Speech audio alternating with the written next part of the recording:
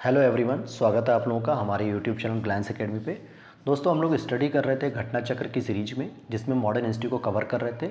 Last class में हम लोगों ने गांधीवादी जो आंदोलन थे वो सारी चीज़ों को पढ़ा, और साथ ही साथ जो किसान आंदोलन थे उसे भी पढ़ा। तो आज हमारा उसी कड़ी में जो टॉपिक है वो आज हमारा होगा ट्रेड यूनियन और साम्यवादी दल।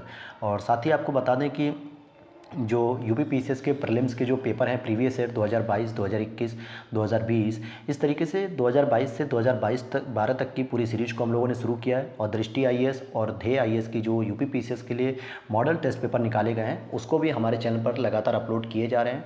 अगर अभी तक आप लोगों ने उसे न देखा हो तो प्लीज़ उसको भी देख लीजिए। और एक ही प्लेटफॉर्म अर्थात ग्लैंस एकेडमी के प्लेटफॉर्म पर ही आपकी पूरी की पूरी UPPCS, UPSC, UPRO, ARO, MPPCS Uttarakhand की कंप्लीट स्टडी जो है कि यहाँ पे हो जाती है। तो किसी और चैनल पे भटकने की जगह आप लोग इसे सब्सक्राइब कीजिए और यहाँ पे लेटेस्ट अपडेट पाने के लिए बेल नोटिफिकेशन को भी ऑन कर लीजिएगा। और पीडीएफ के लिए टेलीग्राम चैनल जो है कि दिए रहते हैं टेस्ट पेपर के नीचे, वहाँ से आप पीडीएफ भी ज्वाइन कर सकते हैं उस लिंक से। तो शुरू करते हैं हम लोग आज के टॉपिक को। बीपी वाडिया के नेतृत्व में वर्ष 1918 में स्थापित मद्रास मजदूर संघ भारत का प्रथम आधुनिक मजदूर संघ संगठन बनाया गया। ध्यान देना कि बीपी वाडिया के नेतृत्व में सबसे पहले 1918 में मद्रास मजदूर संघ भारत का प्रथम आधुनिक मजदूर संघ बनाया गया था, यानी कि ये पहला संगठन था जो बनाया गया था। और इसके शीघ्र बाद ही बम्बई में 2, कलकत्ता में 1 भारतीय नाविक संघ और मद्रास में 4 मजदूर संघ बने। अहमदाबाद टेक्सटाइल्स लेबर एसोसिएशन की स्थापना वर्ष 1918 में महात्मा गांधी ने की थी। और भारत में ट्रेड यूनियन कांग्रेस, यानी कि जो अखिल भारतीय ट्रेड यूनियन कांग्रेस जिसको हम कहते हैं एटक, की स्थापना एनएम जोशी ने, यानी कि नारायण मल्हार जोशी इनका पूरा नाम है, इन्होंने स्थापना की थी। 31 अक्टूबर 1920 को बंबई में की गई थी। इसकी स्थापना का जो कारण था, 1919 में अंतर्राष्ट्रीय श्रम संगठन की स्थापना हो चुकी थी, इसीलिए भारतीय श्रमिक संगठनों ने भी आपस में संगठित होने का एक फैसला किया। और इसके प्रथम अध्यक्ष जो एटक थी, यानी अखिल भारतीय कांग्रेस जो व्यापारिक संघ था, उसके पहले अध्यक्ष लाला लाजपत राय जी को बनाया गया और उपाध्यक्ष जोसेफ बैप्टिस्टा जी ने को बनाया गया और महामंत्री दीवान चमन लाल बजाज को बनाया गया। जबकि इसकी स्थापना 1920 में एनएम जोशी अर्थात नारायण मल्हार जोशी जी के द्वारा की गई थी। इस संगठन का प्रथम विभाजन 1929 में नागपुर अधिवेशन में हो गया। इस समय जवाहरलाल नेहरू इसके अध्यक्ष थे और कम्युनिस्ट इंटरनेशनल की स्थापना मार्च 1919 में व्लादिमीर इलिच लेनिन और रूसी पार्टी बोल्शेविक द्वारा की गई थी। और एमएन जोशी की बात करेंगे, एमएन रॉय लेनिन के निमंत्रण पर और कम्युनिस्ट इंटरनेशनल के सदस्य बन गए। मानवेंद्र नाथ रॉय कम्युनिस्ट इंटरनेशनल के सदस्य बनने वाले वे पहले भारतीय थे। कम्युनिस्ट आंदोलन की शक्ति एवं बढ़ते प्रभाव को रोकने के लिए ही कानपुर में एक षड्यंत्र को आधार बनाकर कुछ कम्युनिस्टों पर मुकदमा चला दिया गया और इस मुकदमे को कानपुर षड्यंत्र का नाम दे दिया गया। और ब्रिटिश सरकार ने वर्ष 1924 में एमएन रॉय, श्रीपाद अमृत डांगे, मुजफ्फर अहमद, शौकत उस्मानी, गुलाम शौकत हुसैन, रामचरण लाल शर्मा और सिंगार वेलू चेट्टियार पर कानपुर में मुकदमा चलाया। और सरकार ने उन पर आरोप लगाया कि ये लोग षड्यंत्र रच रहे थे, जिसका उद्देश्य भारत में क्रांतिकारी संगठन को स्थापित करना था। ट्रेड यूनियन आंदोलन के क्रांतिकारी चरण का समय मुख्य रूप से 1926 से 1939 तक माना जाता है। और इस दौरान एमएन रॉय, मुजफ्फर अहमद, श्रीपाद एडांगे, शौकत उस्मानी आदि भारत में ट्रेड यूनियन आंदोलन के प्रमुख नेता थे। वर्ष 1940 में रेडिकल डेमोक्रेटिक दल की स्थापना एमएन रॉय ने की थी और सोमेंद्र नाथ टैगोर ने 1934 में revolutionary communist party of India यानी क्रांतिकारी साम्यवादी दल की स्थापना की। तो जो क्रांतिकारी साम्यवादी दल था, revolutionary communist party of India, 1934 में सोमेंद्र नाथ टैगोर के द्वारा स्थापित किया गया, जबकि रेडिकल डेमोक्रेटिक दल एमएन रॉय के द्वारा 1940 में स्थापित किया गया। तो प्रश्न को अगर हम देखते हैं, इस पे जो पहला प्रश्न बनेगा हमारा, भारत में 1918 में प्रथम मजदूर संघ की स्थापना किसके द्वारा की गई थी? तो वीपी वाडिया जी के द्वारा 1918 में मद्रास मजदूर संघ के रूप में की गई थी। तो मद्रास में की गई थी। दूसरा प्रश्न है, किसने अहमदाबाद टेक्सटाइल्स लेबर एसोसिएशन की स्थापना की थी? तो यह भी 1918 में किया गया था, लेकिन ये महात्मा गांधी जी के द्वारा किया गया था और ये वीपी वाडिया के द्वारा जो मद्रास में जो बनाई गई थी मजदूर संघ, उसके बाद स्थापित हुआ था, इसलिए ये सेकंड नंबर पे है। अगला प्रश्न है, भारत ट्रेड यूनियन कांग्रेस के जो पहले अध्यक्ष थे वो लाला लाजपत राय जी बने थे और इसकी स्थापना 1920 में तीसरे नंबर पे हुई थी, जिसकी स्थापना किसने की थी? तो एमएन जोशी ने की थी। एमएन जोशी जी ने, यानी कि एनएम जोशी नारायण मल्हार जोशी जी के द्वारा स्थापना की गई थी। क्वेश्चन नंबर हम 4 देखेंगे इससे संबंधित, और क्या कहता है हमारा। खैर पहले हम इसको एक्सप्लेनेशन देख लेते हैं कि भारत में trade union Congress, Akhil Bharatiya trade union Congress की स्थापना एनएम जोशी द्वारा 31 अक्टूबर 1920 को बम्बई में की गई थी। और इसकी स्थापना का जो कारण था वो था 1919 में अंतर्राष्ट्रीय श्रम संगठन की स्थापना था। इसलिए भारतीय श्रमिक संगठनों ने भी आपस में संगठित होने का फैसला किया, और इसके जो प्रथम अध्यक्ष थे वो थे लाला लाजपत राय जी, और तथा उपाध्यक्ष जोसेफ बैप्टिस्टा जी को बनाया गया था, और महामंत्री दीवान चमनलाल बजाज। जबकि इसका विभाजन भी हो गया 1929 में नागपुर अधिवेशन में, जब इसकी अध्यक्षता जवाहरलाल नेहरू जी कर रहे थे। अगला प्रश्न होगा, बम्बई में अखिल भारतीय व्यापार संघ कांग्रेस की स्थापना कब की गई थी। तो ये सही हो जाएगा 1920। ये वही एटक की बात की जा रही है जिसको एनएम जोशी के द्वारा स्थापित किया गया था। फिर से अगला प्रश्न पूछा जा रहा है, अखिल भारतीय ट्रेड यूनियन कांग्रेस के 1920 में बम्बई में हुए प्रथम अधिवेशन की अध्यक्षता किसके द्वारा की गई थी। तो लाला लाजपत राय जी के द्वारा की गई थी। क्वेश्चन नंबर 6 है, 1920 में आयोजित all India trade union Congress के उद्घाटन सत्र की अध्यक्षता किसने की थी।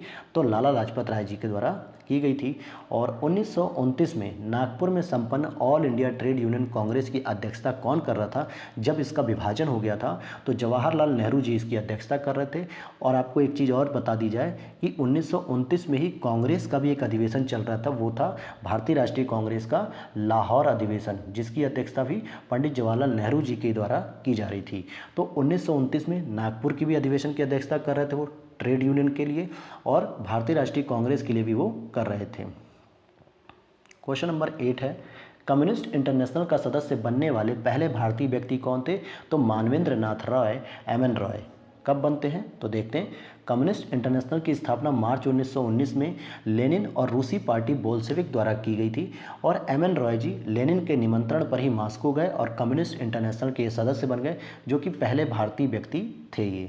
क्वेश्चन नंबर 9 है, अक्टूबर 1920 में भारतीय कम्युनिस्ट पार्टी की स्थापना के लिए ताशकंद में एकत्र हुए भारतीयों के समूह के मुखिया कौन थे। तो यहाँ पर एमएन रॉय जी हो जाएंगे। मानवेंद्र नाथ रॉय जी ने ही 1920 में कम्युनिस्ट पार्टी की स्थापना की थी ताशकंद में। ओके, पढ़ते हैं यहाँ पे। 17 अक्टूबर 1920 में एमएन रॉय ने अवनी मुखर्जी, मोहम्मद अली और मोहम्मद शफीक के साथ मिलकर ताशकंद में भारतीय कम्युनिस्ट पार्टी की स्थापना की। तो ध्यान देना कि ये ताशकंद में 1920 में हुई है, जबकि भारत में जब आप पढ़ेंगे तो 1924-25 के आसपास मिलेगा। क्वेश्चन नंबर 10 है, कानपुर षड्यंत्र मुकदमा किस आंदोलन के नेताओं के विरुद्ध लगाया गया था। तो ये साम्यवादी जो आंदोलनकारी थे इनके ऊपर आरोप लगाया गया कि ये ब्रिटिश भारत के खिलाफ क्रांतिकारी गतिविधियां शुरू करना चाह रहे हैं, इसीलिए इनके ऊपर यह मुकदमा लगाया गया। और जिसमें मुख्य रूप से 1924 में एमएन रॉय जी, श्रीपाद अमृत डांगे, मुजफ्फर अहमद, शौकत उस्मानी, गुलाम शौकत हुसैन, रामचरण लाल शर्मा, सिंगार वेलू चेट्टियार आदि लोगों पर जो है कि मुकदमा लगाया गया।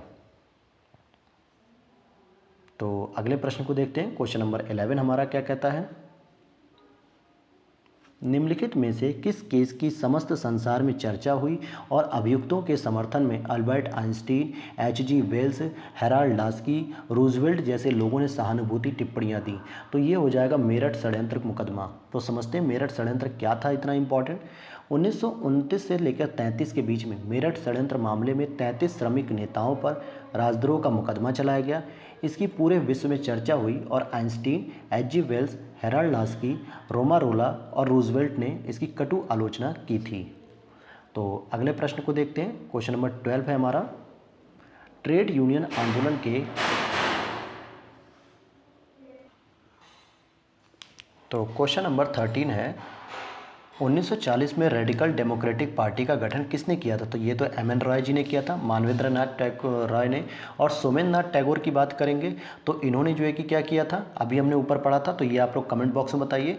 और अगर मैं बात करूं सचिंद्र नाथ सान्याल की, तो इन्होंने एक बंदी जीवन नाम की पुस्तक लिखी थी, जिसको क्रांतिकारियों की बाइबिल भी कहा जाता है। क्वेश्चन नंबर नेक्स्ट है हमारा, सोमेंद्र नाथ टैगोर द्वारा स्थापित दल का क्या नाम है। अभी यही प्रश्न मैंने आपसे पूछा था। तो सही जवाब हो जाएगा क्रांतिकारी साम्यवादी दल, revolutionary communist party of India, जो कि 1934 में स्थापित की गई थी। और आगे चल के यह पार्टी भारतीय साम्यवादी दल यानी कि सीपीआई से टूटकर ही बनी थी। तो अगला हमारा टॉपिक है इसी में रॉलेट एक्ट एवं जलियांवाला बाग हत्याकांड। तो समझते हैं ये दोनों ही घटनाएं जो है कि एक दूसरे से संबंधित हैं, और साथ ही साथ दोनों ही घटनाएं 1919 में घटित हुई थी। तो शुरू करते हैं हम इसको। भारत में बढ़ रही क्रांतिकारी गतिविधियों को कुचलने के लिए सरकार ने वर्ष 1917 में न्यायाधीश सिडनी रॉलेट की अध्यक्षता में एक समिति गठित की थी, जिसका उद्देश्य था आतंकवाद को कुचलने के लिए एक प्रभावी योजना का निर्माण करना था। इसके सुझावों पर मार्च 1919 में पारित विधेयक रॉलेट एक्ट के नाम से जाना जाता है। और रॉलेट अधिनियम के द्वारा अंग्रेजी सरकार जिसको चाहे जब तक चाहे बिना मुकदमा चलाए जेल में बंद रख सकती थी। इसलिए इस कानून को जो कहा गया था, इस कानून को क्या कहा जाता था? बिना अपील, मतलब बिना वकील, बिना अपील और बिना दलील का कानून भी कहा जाता था। लॉर्ड चेम्सफोर्ड 1916 से 21 के कार्यकाल में वर्ष 1919 में रॉलेट एक्ट पारित हुआ था। अखिल भारतीय राजनीति में गांधी का पहला साहसिक कदम रॉलेट एक्ट के विरुद्ध 1919 में प्रारंभ सत्याग्रह था। वैसे तो गांधी जी ने 1917 से ही प्रारंभ कर दिया था, लेकिन अगर देखा जाए साहसिक रूप में तो ये 1919 में ही प्रारंभ हुआ था इनका, जो रॉलेट एक्ट के विरुद्ध जो एक इन्होंने शुरू किया था। और यहाँ पर अगर आप देखोगे तो गांधी जी ने रॉलेट सत्याग्रह के लिए 3 राजनीतिक मंचों का उपयोग किया एक साथ। वो कौन से थे तीनों राजनीतिक मंच? अगर उसको देखें तो पहला होम रूल लीग, दूसरा खिलाफत, तीसरा सत्याग्रह सभा। पंजाब के 2 लोकप्रिय नेताओं डॉक्टर सैफुद्दीन किचलू और डॉक्टर सत्यपाल की गिरफ्तारी और ब्रिटिश दमन का विरोध करने के लिए 13 अप्रैल 1919 को बैसाखी के दिन अमृतसर के जलियांवाला बाग में एक सार्वजनिक सभा बुलाई गई थी, जहां जनरल जो एडवर्ड हैरी डायर इनका पूरा नाम था, तो जनरली हम लोग जनरल डायर पढ़ते हैं, ने निहत्ती शांतिपूर्ण भीड़ पर गोलियां चलवाकर 1000 लोग जो है कि लगभग मारे गए थे। ऐसा किसके द्वारा बताया गया?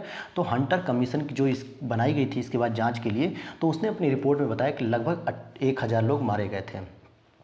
13 अप्रैल 1919 को जलियांवाला बाग नरसंहार की जो हृदय विदारक घटना हुई थी, इसके बाद रविन्द्रनाथ टैगोर ने ब्रिटिश सरकार द्वारा प्रदान की गई नाइट की उपाधि लौटा दी। वहीं जलियांवाला बाग हत्याकांड के विरोध में ही शंकरन नायर ने वायसराय की कार्यकारिणी से इस्तीफा दे दिया। और 13 अप्रैल 1919 की ये जो कांड हुआ था, इसकी जांच के लिए हंटर कमीशन का गठन किया गया था। और इस कमीशन के द्वारा देखिए कितना उद्धार किया गया डायर का। दोस्तों पहले तो समझते हैं इस कमीशन में कौन कौन था। तो CH सीतलवाड़, पंडित जगत नारायण और सुल्तान अहमद खान भारतीय सदस्य के रूप में इसमें शामिल थे। कमीशन ने वर्ष 1920 में अपनी रिपोर्ट प्रस्तुत की और इस दुर्घटना के लिए सरकार को दोषी नहीं बताया। यह कहा गया कि उपद्रव क्रांति का रूप ग्रहण कर लेते, अतः मार्शल लॉ अनिवार्य था और भीड़ की अधिकता को देखते हुए गोली चलाना पूर्णतः न्यायोचित था। साथ ही हंटर कमीशन ने डायर के इस कार्य को केवल निर्णय लेने की भूल बताया। जनरल डायर को उसके अपराध के लिए नौकरी से हटना पड़ा, किंतु जो ब्रितानी अखबार थे यानी कि ब्रिटिश अखबार थे, उसे ब्रिटिश साम्राज्य का रक्षक कहा। ब्रितानी लॉर्ड सभा ने उसे ब्रिटिश साम्राज्य का शेर कहा। सरकार ने उसकी सेवाओं के लिए उसे मान की तलवार की उपाधि दी।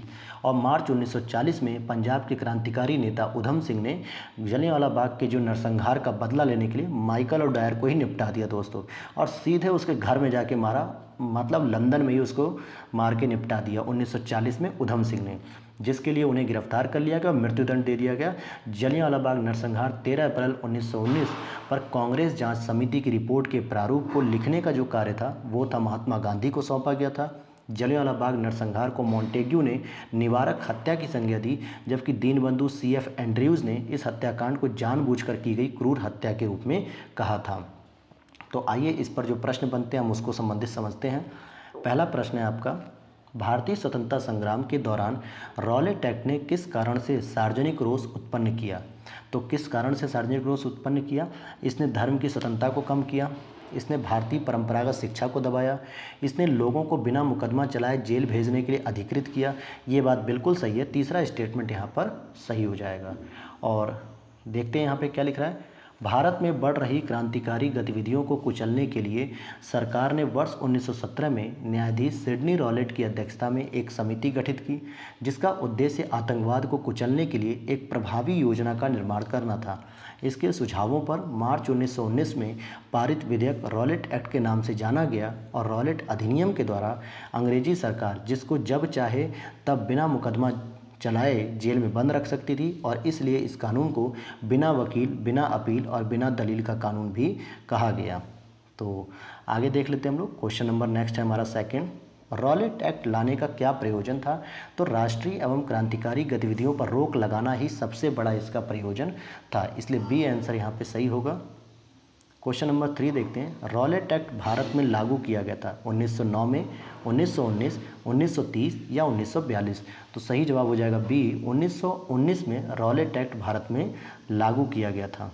क्वेश्चन नंबर 4 है, रॉलेट एक्ट का जो लक्ष्य था युद्ध प्रयासों को अनिवार्य आर्थिक समर्थन देना या बिना मुकदमा चलाए बंदी बनाना और मुकदमों की सुनवाई संक्षिप्त प्रक्रिया द्वारा, तो यानी कोटा पूर्ति करना। तो बी ऑप्शन ये था कि बिना मुकदमा चलाए बंदी बना लो और कहने के लिए बस दिखा दो कि हाँ भाई मुकदमों की सुनवाई भी होती है। क्वेश्चन नंबर 5 है, रॉलेट सत्याग्रह के संदर्भ में निम्नलिखित में से कौन सा कथन सही है। रॉलेट अधिनियम सेडिशन कमेटी की सिफारिश पर आधारित था। सिडनी जो रॉलेट थे उन्हीं की अध्यक्षता में। और रॉलेट सत्याग्रह में गांधी जी ने होम रूल लीग का उपयोग करने का प्रयास किया। साइमन कमीशन के आगमन के विरुद्ध हुए प्रदर्शन रॉलेट सत्याग्रह के साथ साथ हुए, तो ये गलत है क्योंकि साइमन कमीशन भारत आता है कब, 3 फरवरी 1928 में, जबकि रॉलेट सत्याग्रह कब हो रहा है, 1919 में। तो पहला और दूसरा ही केवल सही है, इसलिए बी आंसर यहाँ पे सही हो जाएगा। तो आइए क्वेश्चन नंबर हम 6 देख लेते हैं। यहाँ पे देखिए पूरी चीज़ है जो कि पढ़ लेते हैं। रॉलेट एक्ट को ही एक काला कानून भी कहा जाता था जिसमें किसी भी व्यक्ति को संदेह के आधार पर गिरफ्तार किया जा सकता था। और रॉलेट अधिनियम सेडिशन कमेटी की सिफारिश पर आधारित था। और 1919 में जब गांधी जी ने रॉलेट एक्ट के खिलाफ सत्याग्रह की अपील की थी तो वे लोग भी इसमें शामिल हो गए थे जो होम रूल आंदोलन ने राजनीतिक रूप से जागरूक बनाया था जिनको।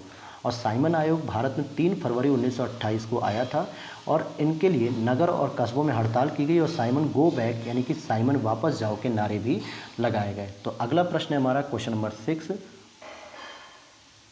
जब रॉलेट एक्ट पारित हुआ तो उस समय भारत का वायसराय कौन था। तो 1919 की बात कर रहा है। तो 1919 का आप अधिनियम पढ़ते हो, चेम्सफोर्ड सुधार यानी मॉन्टेग्यू चेम्सफोर्ड सुधार, तो लॉर्ड चेम्सफोर्ड ही तो यहाँ के वायसराय हो जाएंगे।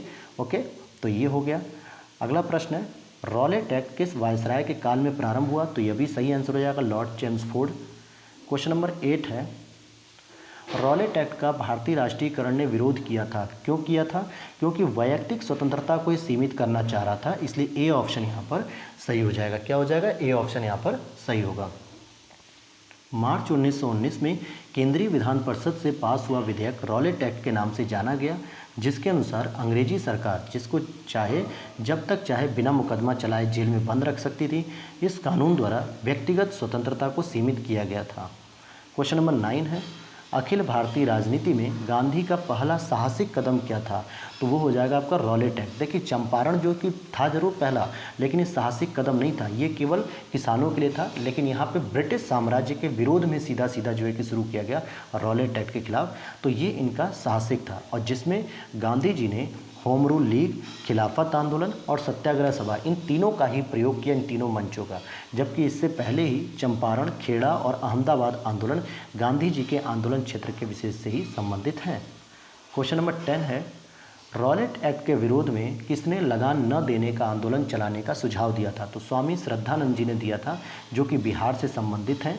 इन्होंने कहा था कि इसके विरोध में इन्होंने स्वामी श्रद्धानंद जी कहा था कि लगान न देने का आंदोलन चलाने का सुझाव दिया था। किसके खिलाफ? रॉलेट एक्ट के खिलाफ, बिना वकील, बिना अपील और बिना दलील वाला।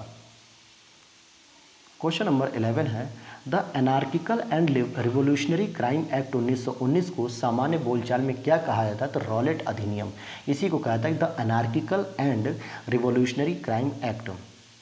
तो समझते हैं, the anarchical and revolutionary crime act 1919 को सामान्य बोलचाल में रॉलेट एक्ट कहा जाता है। यह एक्ट न्यायाधीश सिडनी रॉलेट की अध्यक्षता में गठित समिति के सुझावों के आधार पर पारित किया गया था। क्वेश्चन नंबर 12 है, कौन सी महत्वपूर्ण घटना जलियांवाला बाग नरसंहार के तुरंत पूर्व घटी थी। तो क्वेश्चन नंबर हमारा 12 है, कौन सी महत्वपूर्ण घटना जलियांवाला बाग नरसंहार के तुरंत पूर्व घटी थी दोस्तों। तो ये थी रॉलेट एक्ट का बनना, क्योंकि पूर्व घटने की बात कर रहा है। तो पढ़ लेते हैं यहाँ पे कि रॉलेट एक्ट मार्च 1919 में लागू किया गया था, जबकि गांधी जी इसके विरुद्ध 6 अप्रैल 1919 को देशव्यापी हड़ताल का आयोजन किया था। और वहीं जलियांवाला बाग अमृतसर में 13 अप्रैल 1919 को शांतिपूर्ण जनसभा में जनरल डायर ने नृशंस नरसंहार कराया था। असहयोग आंदोलन वर्ष 1920, सांप्रदायिक अवार्ड वर्ष 1932 और साइमन कमीशन का भारत आना 1928 की घटनाएं हैं। तो अगला प्रश्न है, जलियांवाला बाग हत्याकांड कब हुआ। तो 13 अप्रैल 1919 इसका सही जवाब हो जाएगा। फिर से यहाँ पे पूछा जा रहा है जलियांवाला बाग नरसंहार किस गांधीवादी सत्याग्रह के संबंध में मतलब कि संबंध में हुआ, तो रॉलेट सत्याग्रह। ध्यान दीजिएगा, जलियांवाला बाग जो नरसंहार था किस गांधीवादी सत्याग्रह के संबंध में हुआ, तो रॉलेट सत्याग्रह के संबंध में हुआ। क्वेश्चन नंबर 15 है वर्ष 1919 भारतीय इतिहास से संबंधित है। क्यों संबंधित है, क्योंकि जलियांवाला बाग की त्रासदी इसी समय हुई थी। जबकि बंगाल का विभाजन करेंगे तो 1905 में हुआ था, खिलाफत आंदोलन की बात करेंगे तो 1919 में, और दिल्ली का राजधानी स्थानांतरण जो है कि 1912 में हुआ था। जबकि बी वाला ऑप्शन हो जाएगा 1919। क्वेश्चन नंबर 16 है जलियांवाला बाग कत्लेआम किस शहर में हुआ था, तो अमृतसर में हुआ था, अमृतसर में।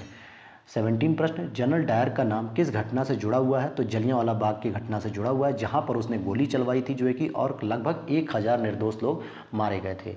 18 नंबर प्रश्न है काफ़ी संख्या में लोग अमृतसर के जलियांवाला बाग में 13 अप्रैल 1919 को एकत्रित हुए थे, किसकी गिरफ्तारी के विरोध में थे, तो डॉक्टर सैफुद्दीन किचलू और डॉक्टर सत्यपाल की गिरफ्तारी के विरोध में थे कि इनको जो है कि रिहा किया जाए।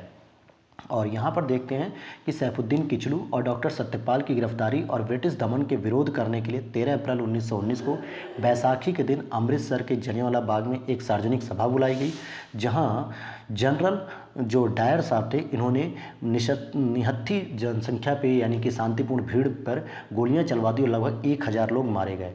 जिसके विरोध में क्या हुआ कि हृदय विदारक इस घटना के बाद रविन्द्रनाथ टैगोर ने नाइट की उपाधि छोड़ दी यानी कि लौटा दी, और वहीं शंकर नारायण जो कि शंकर नायर ने वायसराय की कार्यकारिणी से भी इस्तीफा दे दिया था। क्वेश्चन नंबर 19 है, क्वेश्चन नंबर 19 है दोस्तों जलियांवाला बाग के प्रदर्शन के लिए क्यों लोग जमा हुए थे, तो बी ऑप्शन सही हो जाएगा कि किचलू और सत्यपाल की बंदी बनाने के विरोध में जो है कि, और साथ ही साथ जो ब्रिटिश शासन का जो दमन हो रहा था उसके विरोध में लोग जो है कि यहाँ पर थे। क्वेश्चन नंबर 20 है 30 मई 1919 को अपना अलंकरण यानी ऑनर भारत सरकार को लौटाने वाले व्यक्ति कौन थे, तो रविन्द्रनाथ टैगोर साहब जो है कि जिन्होंने अपना सर की उपाधि जो है मतलब नाइट की जो उपाधि थी उसे रिटर्न कर दिया। ठीक है, कहा कि नहीं मुझे ऐसी उपाधि नहीं चाहिए जिस देश में ब्रिटिश वाले इतना नृशंस या हत्या का आरोप ले रहे हैं। अगला प्रश्न है जलियांवाला बाग हत्याकांड 1919 में पंजाब में हुए अत्याचारों से अपने विरोध के रूप में किस विख्यात व्यक्ति ने ब्रिटिश सरकार द्वारा प्रदान की गई नाइट की उपाधि को वापस लिया, तो सी ऑप्शन हो जाएगा रविन्द्रनाथ टैगोर। क्वेश्चन नंबर 22 है किसके विरुद्ध विरोध प्रदर्शन के अभिप्राय के रूप में रविन्द्रनाथ टैगोर ने अपनी नाइट की पदवी त्याग दी थी, तो सी ऑप्शन हो जाएगा जलियांवाला बाग हत्याकांड। क्वेश्चन नंबर 23 है निम्नलिखित में से किसके विरोध में रविन्द्रनाथ टैगोर ने नाइटहुड की जो परित्याग कर दिया था, तो जलियांवाला बाग नरसंहार के विरोध में इन्होंने अपनी यह नाइटहुड की उपाधि जो थी वो रिटर्न कर दी थी। और यहाँ पे देखिए पूरा स्टेटमेंट नहीं दिया, ये रविन्द्रनाथ टैगोर से संबंधित है, तो मान के चलिए पूछा जा रहा होगा नाइटहुड की उपाधि, तो जलियांवाला बाग हत्याकांड के विरोध में ही इन्होंने रिटर्न कर दी थी। क्वेश्चन नंबर 25 फिर से वही है रविन्द्रनाथ टैगोर ने नाइटहुड की उपाधि को त्याग दिया था, बिल्कुल सही बात है। वे असहयोग आंदोलन में भाग लेना चाहते थे, ऐसा तो कुछ पता नहीं, लेकिन पहला इन्होंने जो है कि जरूर सही हो जाएगा, तो आपका सी हो जाएगा सही कि पहला तो सही है और दूसरा गलत है। क्वेश्चन नंबर 26 है जलियांवाला बाग हत्याकांड के विरोध में वायसराय की कार्यकारिणी परिषद की सदस्यता से किसने इस्तीफा दिया था, तो शंकरन नायर जी ने दिया था, और रविन्द्रनाथ टैगोर ने यहाँ पे क्या किया था नाइट की उपाधि से इस्तीफा दे दिया था। नाइट की उपाधि कह सकते हो आप इसे, या फिर इसे आप सर की उपाधि भी कह सकते हो। अगला प्रश्न है 27 जलियांवाला बाग हत्याकांड के विरोध में निम्नलिखित में से किसने वायसराय की कार्य परिषद से त्यागपत्र दे दिया था, तो सी ऑप्शन हो जाएगा सर शंकर या शंकरन नायर। क्वेश्चन नंबर 28 है निम्न में से किसके द्वारा जलियांवाला बाग जो जलियांवाला कांड था उसके विरोध में सर की उपाधि दी गई थी, तो रविन्द्रनाथ टैगोर के द्वारा सर की उपाधि को त्याग कर दिया गया था यानी छोड़ दिया गया था यहाँ पे। क्वेश्चन नंबर 29 है निम्नलिखित घटनाओं का सही क्रम बताना है। जलियांवाला बाग नरसंहार कब हुआ, ये तो हुआ 1919 में, तो जलियांवाला बाग तो नरसंहार हुआ था आपका 13 अप्रैल 1919, और सत्यपाल का बंदी बनाया जाना। जाहिर सी बात है कि जब जलियांवाला बाग में जब पब्लिक इकट्ठा हुई है इनके विरोध में कि इनकी गिरफ्तारी विरोध है, तो जाहिर सी बात है इनकी गिरफ्तारी तो पहले हुई होगी। और 1919 का अमृतसर कांग्रेस का अधिवेशन जहाँ पर जो है कि जलियांवाला बाग का जो हत्याकांड हुआ था इसकी आलोचना भी की गई थी, तो ये तो इसके बाद आएगा। तो देख लेते हैं हम इसको क्या बैठेगा, तो यहाँ पे ए बैठ रहा है 2 1 3, मतलब कि सत्यपाल और सैफुद्दीन की गिरफ्तारी 9 अप्रैल 1919 को हुई। फिर उसके बाद 13 अप्रैल 1919 को जलियांवाला बाग नरसंहार हुआ और दिसंबर 1919 में मोतीलाल नेहरू की अध्यक्षता में भारतीय राष्ट्रीय कांग्रेस का अमृतसर अधिवेशन किया गया। क्वेश्चन नंबर 30 है, हंटर आयोग की नियुक्ति की गई थी। तो ये हो जाएगा जलियांवाला बाग हत्याकांड के बाद की गई थी इसकी नियुक्ति। क्वेश्चन नंबर 30, अच्छा यहाँ पर पढ़ लेते हैं कि 13 अप्रैल 1919 को जो जलियांवाला बाग हत्याकांड हुआ था, इसकी जांच के लिए ब्रिटिश सरकार ने हंटर कमीशन का गठन किया था और कमीशन ने मार्च 1920 में अपनी रिपोर्ट प्रस्तुत की, जिसमें इस दुर्घटना के लिए सरकार को दोषी नहीं बताया, बस ये कह दिया कि उपद्रव क्रांति का एक रूप ग्रहण कर लेते, इसलिए जो है कि मार्शल लॉ अनिवार्य हो गया था वहाँ पर। और जलियांवाला बाग हत्याकांड के लिए जो जिम्मेदार थे ओ डायर साहब, इनको किसने निपटा दिया? तो इनको 1940 में लंदन में उधम सिंह ने जो है कि निपटा दिया, यानी अपना हिसाब बराबर कर लिया। 32 प्रश्न है, लंदन में 13 मार्च 1940 को सर माइकल ओ डायर को गोली मार के 2 भाग में किसने भाग बांट दिया? तो उधम सिंह ने इनके चीथड़े उड़ा दिए। अगला प्रश्न है, उधम सिंह ने लंदन में किसको मारा? तो सर माइकल ओ डायर को मारा। क्वेश्चन नंबर 34 है, जलियांवाला बाग नरसंहार पर कांग्रेस जांच समिति की रिपोर्ट का प्रारूप लिखने का जो कार्य सौंपा गया था, वो सौंपा गया था महात्मा गांधी जी को सौंपा गया था। और आगे चलते हैं हम लोग। 1919 में जघन्य जलियांवाला बाग कांड के समय भारत का वायसराय कौन था? तो एक तो था लॉर्ड चेम्सफोर्ड। कौन था? लॉर्ड चेम्सफोर्ड थे, यही इस समय यहाँ पे भारत के वायसराय थे। क्वेश्चन नंबर 36 है, निम्नलिखित घटनाओं में से किस एक को मॉन्टेग्यू ने निवारक हत्या के नाम से विशेषीकृत किया था? तो जलियांवाला बाग का नरसंहार, जलियांवाला बाग का नरसंहार इसका सही आंसर हो जाएगा। और अब हम लोग आगे देखते हैं, तो हमारा यहाँ पे लास्ट प्रश्न होगा 37, निम्नलिखित में से किसके कारण सार्वजनिक रोष की लहर उभरी और जिसके फलस्वरूप जलियांवाला बाग में ब्रिटिश द्वारा जो है कि नरसंहार किया गया? तो द रॉलेट एक्ट के अंतर्गत ही डॉक्टर सैफुद्दीन किचलू और जो है कि सत्यपाल को गिरफ्तार किया गया, जिसके विरोध में जनता जो है कि निहत्थी जनता एक आम सभा कर रही थी जलियांवाला बाग में, जिसके बाद गोली ही गोली बरसा दी गई थी। तो ये रॉलेट एक्ट के अधीन ही जो है कि जब गिरफ्तारी हो गई थी सत्यपाल की और सैफुद्दीन किचलू की, तो उनके विरोध में ही यहाँ पर इन लोगों ने जो है कि अपनी कमेटी मतलब भीड़ इकट्ठा हुई और इनके लिए मांग हो रही थी कि इनकी गिरफ्तारी को छोड़ा जाए। तो अब हमारा अगला टॉपिक होगा खिलाफत आंदोलन, जो हम नेक्स्ट वीडियो में कवर करेंगे और जल्दी ही हम इसे 7 से 8 लेक्चर में कंप्लीट कर देंगे मॉडर्न हिस्ट्री को। और मैम के द्वारा एंशिएंट हिस्ट्री लगातार चलाई जा रही है, तो आप लोग उसे भी बहुत अच्छे से देखिए और शेयर करिए अधिक से अधिक, तो वो भी आपका कंप्लीट हो जाएगा 4 से 5 दिन में। फिर उसके बाद हम लोग सीधे शुरू करेंगे मिडिवल हिस्ट्री और वर्ल्ड ज्योग्राफी। मिलते हैं नेक्स्ट वीडियो में। Thanks for watching.